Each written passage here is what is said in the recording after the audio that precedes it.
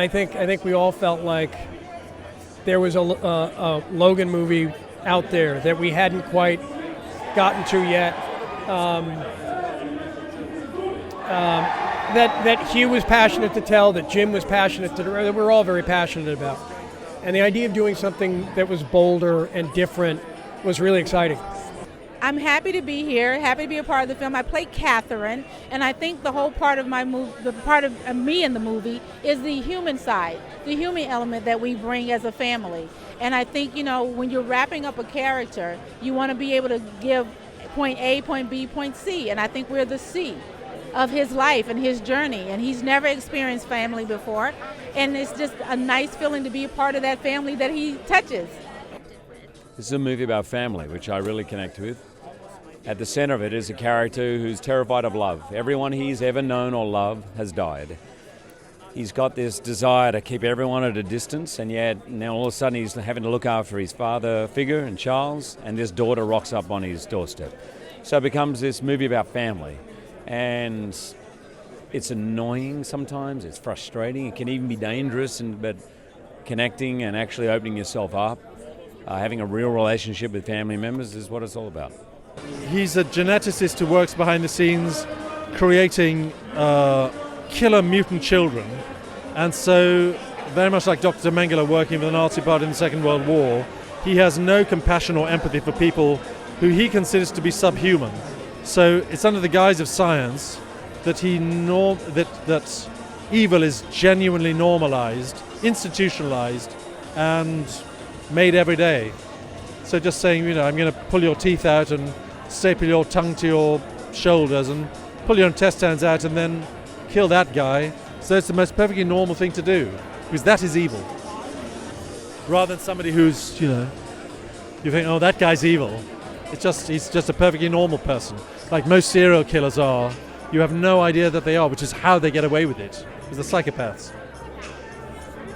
How was it to join the X-Men cinematic universe? My son-in-law said that to have been shot by the Wolverine rather than clawed to death is a unique badge of honor in the Wolverine world. So,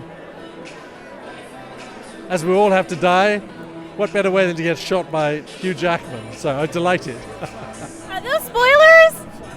Everybody dies. It's a death fest of a movie. How was working with James? He's very, very focused and very intense and very specific about what he wants. And you felt the sort of weight of the whole legacy on his shoulders of how he wanted this movie to be the finale of this and to deliver everything that the fans wanted and more. And I think he's done it. And we know from the reviews that that's what people feel. What's next for you? I'm doing a film in Manhattan at the moment with Melissa McCarthy. Oh, love her. You switching it up, a more light, it sounds like, movie. Yeah, it's a dramedy. Would you say there's any particular symbolism involving your character that you noticed? Well, just kind of maybe what he missed. I mean, I don't want to speak on Hugh Jackman's take on it, but possibly what he missed having the powers that he had. And this is something that he couldn't have, or maybe he felt like he shouldn't have. And so we were able to show that side of him. Yeah, it was pretty rigorous location scouting. Part of the design of the movie. All the X-Men movies have been stage movies. They've all been, either in Montreal or Vancouver or in London, where you're working on sound stages with big sets. It was important for Jim in looking to do a more gritty and real version of the movie that, given it's a road movie, that we actually incorporate the real locations. And it meant, which is challenging for a production, because picking up and moving these big enterprises is not easy. And particularly going into as remote locations as we did, because we were in some very remote and very uncomfortable locations. But now, kind of with that behind us, when you see it on the film, you really feel the journey they've gone on. It really feels like they've covered the ground that we've said they do, and I think that makes a difference. I think it becomes part of the texture of the film, and not just, where audiences can sense when it's a set and when it's a green screen and not real.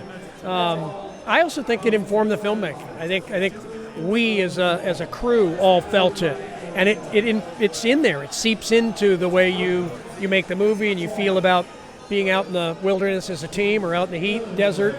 turf, wood, snow, whatever it is, that it's a bonding thing too. My last question is the R rating. Fans are getting to see an R-rated, movie. Can you speak about that? Yeah, it was incredibly exciting for us. So, it really grew out of the decision to tell the story we were choosing to tell, and in order to do that well, it felt to us like it required the R. And thankfully, we have a studio in 20th Century Fox who was supportive of that, and I think it makes a difference. It is getting to depict the violence in ways that are both exciting from an action perspective, but that have consequence. And that's something I don't think you feel as acutely when you're not really showing what's going on, when you're kind of hiding it. So it was great for us, and I hope it's great for the fans. So it's a great film. Everybody seems to be excited to see it, and so am I. I haven't seen the final draft yet, so it's all good. How was working with James? Oh my God, James Mangold is so amazing on set. Do it this way, do it that way, have a great time, do this, give me more, do me that. I love that. I come from musical theater, so working with you was a dream. So just seeing everybody every day was just really great. And you also have another movie going to South by Southwest with another X-Men alum, Alexandra Shipp. How was working with her? Did you guys bring up connections? Yeah, we didn't really bring it up too much, but you know what? She's such a sweetheart. And, I love working with her. I play her mom in that movie. And you know what? Hopefully that'll be the next time you see me. It's my third film with James. I hope I do 30 more. He's one of the great storytellers. He gets the best performances out of me. He's a true friend. We argued at times. We mainly hugged it out, and I am so grateful to him. This movie meant more to me than any other. And I said, Jim, I'm trusting you to deliver, and he exceeded every expectation. Thank you so much. Thank you so much.